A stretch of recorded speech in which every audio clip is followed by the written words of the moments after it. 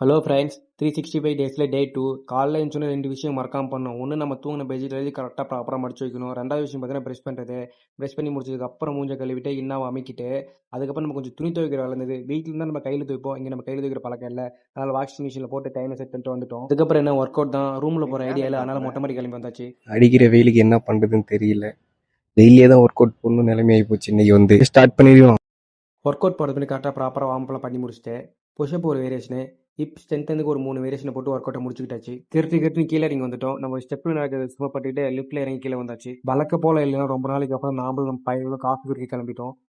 Rate wise அதிகமாக இருந்தாலும் taste wise சூப்பராக இருக்குது. இந்த லொக்கேஷன் வேணும்னா தம்ஸ் அப் போட்டுருங்க, உங்களுக்கு அனுப்பிச்சி விட்றேன். அதுக்கப்புறம் இன்றைக்கி பார்த்தீங்கன்னா இந்தியாவுக்கும் சவுத் ஆஃப்ரிக்கா அந்த மேட்ச்சில் இந்தியா வின் பண்ணிருச்சு.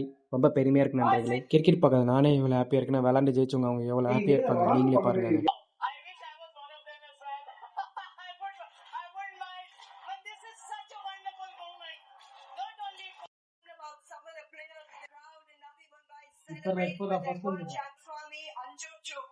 Together, sisters in arms in 2005 in that World Cup final. Again, sisters in arms now with பின்னாடி உள்ளவங்களை மறைச்சிட்டேன்.